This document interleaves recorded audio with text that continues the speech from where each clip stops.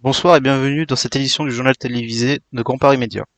Nous sommes le samedi 28 août, tout de suite les titres. La BSPP renaît de ses cendres après des mois d'absence, la sécurité civile évolue avec de nouvelles formations, les forces de l'ordre sont renforcées par de nouveaux recrutements, Auto Exotique, la fin d'une page, la Brinks, retour à la visibilité. Avant de développer les titres de la semaine, nous informons, attention aux zones de chasse, 75% des chasseurs ont déclaré ayant déjà reçu une balle perdue. Félicitations aux gagnants du tirage du Haut-Tacos, Thomas Parot, Jacques Signoret, Romain Hernandez et Tom Shelby. Autre information, la Société des Boissons de Paris rappelle les lots d'Oasis 20S à 01P en raison de présence d'alcool dans ses bouteilles. Tel un phénix, la brigade des sapeurs-pompiers de Paris renaît de ses cendres.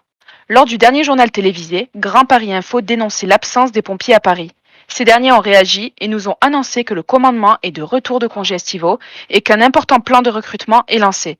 Si vous souhaitez rejoindre la brigade des sapeurs-pompiers de Paris, rendez-vous sur le site de la ville, rubrique Pôle emploi.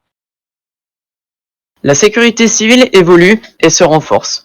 De nouvelles spécialités ont été développées comme le NRBC, gérant les risques nucléaires, radiologiques, biologiques et chimiques. Et le SD, destiné à remplir les missions d'étayement, de sauvetage et de déblaiement. En plus du développement de ces deux services, suite à plusieurs sessions de recrutement, la sécurité civile a accueilli de nombreux réservistes, venant prêter main forte aux sapeurs-sauveteurs professionnels de l'UISC1.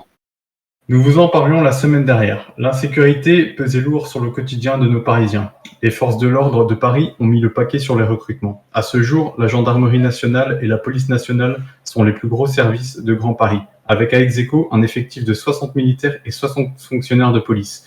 N'oublions pas la police municipale qui compte un total de 24 agents. Vous l'avez compris, la délinquance n'a qu'à bien se tenir. C'est la panne sèche pour Auto Exotique. Le tribunal de commerce de Paris a décidé de radier Auto Exotique du registre du commerce des sociétés. En effet, les dirigeants de l'entreprise faisaient installer de manière illégale des turbos non homologués dans le but de faire augmenter la puissance, mais également le prix des véhicules. Ils travaillaient de concert avec un garagiste, facilement corruptible lorsqu'on lui passait un billet sous le nez. Bref, une autre entreprise pleine de potentiel qui tombe aux oubliettes, à cause de la cupidité et la malhonnêteté de ses gérants. Que font les convoyeurs? Depuis le début de l'été, la Brinks a changé 3 fois de direction, preuve que la société n'est pas en grande forme.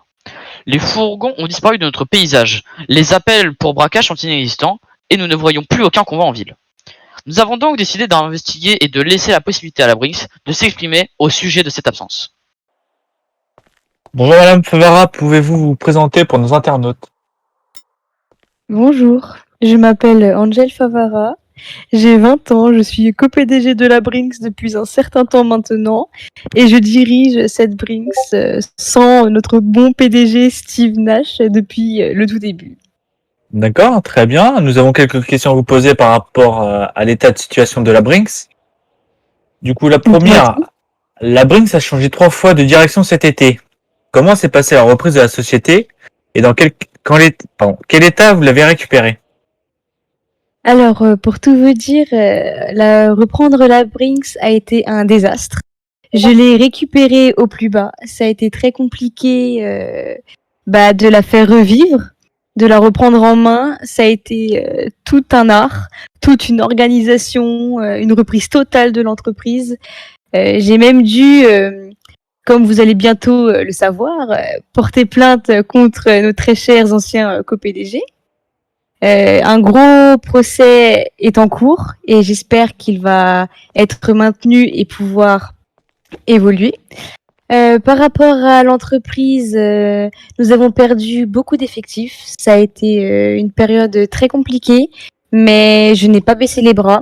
J'ai su m'entourer des bonnes personnes, recruter de très bonnes personnes, et à l'heure actuelle, la Brinks commence elle commence à revivre, à redevenir ce qu'elle était avant, mais je dirais encore mieux qu'avant.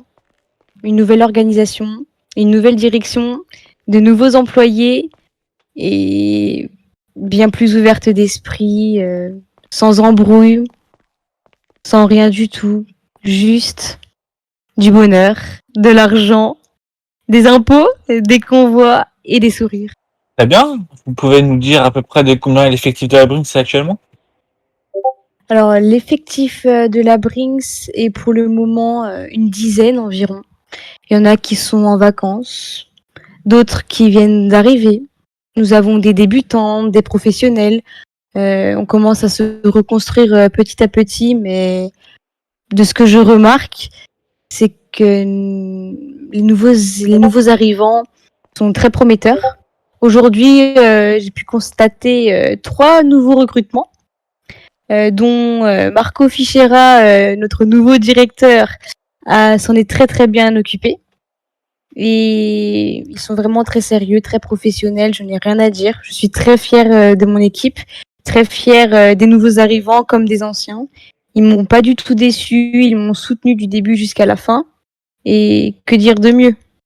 Vive la Brinks! Très bien. Ensuite, nous ne voyons plus de fourgons sur nos routes, donc plus de sacs récoltés. Arrivez-vous à remplir les caisses de la Brinks? Bien sûr, grâce au convoi. Certes, nous avons moins d'effectifs sur la route à cause des braqueurs qui sont très très très nombreux depuis un certain temps. Donc nous avons limité la production de sacs et augmenté les convois, sachant que les entreprises ont besoin d'énormément de convois pour les impôts ou pour pouvoir faire fonctionner leurs propres entreprises. Et nous arrivons tout de même à faire tourner la Brinks sans problème. Franchement, depuis que je l'ai reprise, aucun convoi n'a été dérangé. Aucune perte d'argent. Et depuis le début, on n'a jamais été dans le négatif, toujours dans le positif, toujours possibilité de payer les employés, de faire en sorte qu'ils puissent eux-mêmes vivre, s'acheter des maisons, s'acheter des véhicules, sans se dire est-ce que demain j'arriverai encore à manger? Très bien. Ensuite, comment se passent les collectes d'impôts? Pas de problème sur la récolte? Non, pas vraiment. Il fut un temps où c'était très compliqué quand je n'étais pas encore aux commandes, mais depuis que j'ai repris les rênes, j'ai une organisation totalement différente. Donc pour la collecte des impôts, c'est très simple. Nous avons un nouveau système qui a été mis en place grâce à notre nouvelle technologie. Car n'oublions pas, nous sommes en 2021 et plus en 1980, juste pour dire comme ça. Et la technologie est de notre côté. Donc une nouvelle méthode a été mise en place afin de pouvoir prélever les impôts et seulement les impôts de manière très professionnelle et en toute sécurité. C'est très différent des convois pour les entreprises que des convois pour les impôts. Nous avons 2 techniques différentes. Une technique plus fermée, donc qui empêche à 100% toute tentative de dérangement, à la différence des convois des autres entreprises, quand on doit aller par exemple à la dépanne 2000, faire le trajet et revenir chez nous avec leur argent afin de le transmettre dans nos coffres. On a possibilité de se faire braquer, mais ayant de bons effectifs, ayant la police nationale très très très présente pour nous, elle ne nous a jamais abandonnés, elle a toujours été présente. Ça nous a toujours permis de réussir nos convois en toute sécurité, sans aucun souci. Donc je pense que à l'heure actuelle, l'organisation est très très bien et très professionnelle. C'est pour ça qu'on ne se fait pas péter nos convois et encore moins celle des impôts. Et est-ce que vous pouvez nous dire si la Brinks est en pleine session de recrutement? Tout à fait. À l'heure actuelle, nous recrutons énormément. Nous n'avons pas de nombre spécifique de demandes. Vous pouvez être 50, 60, une centaine. Venez comme vous voulez, venez comme vous êtes. On mange personne. On veut juste des personnes sérieuses, motivées, qui ne vont pas partir du jour au lendemain. Car la Brinks, certes, c'est dur. Certes, il y a des points négatifs. Mais ce qu'il faut se dire, c'est que sans la Brinks, Paris ne tournerait pas. Et les entreprises feraient faillite. Très bien, merci d'avoir répondu aux questions, Madame Favara. Ce sera tout pour les questions. Il n'y a pas de souci, ce fut un plaisir.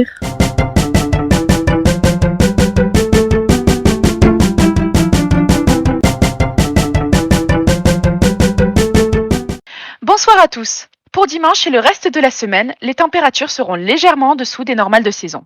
Demain, flux de nord-est frais avec des nuages majoritaires.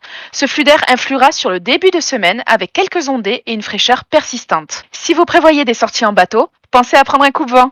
Sortez toujours couvert et dans toutes les circonstances. Bonne soirée, bon dimanche, rendez-vous la semaine prochaine.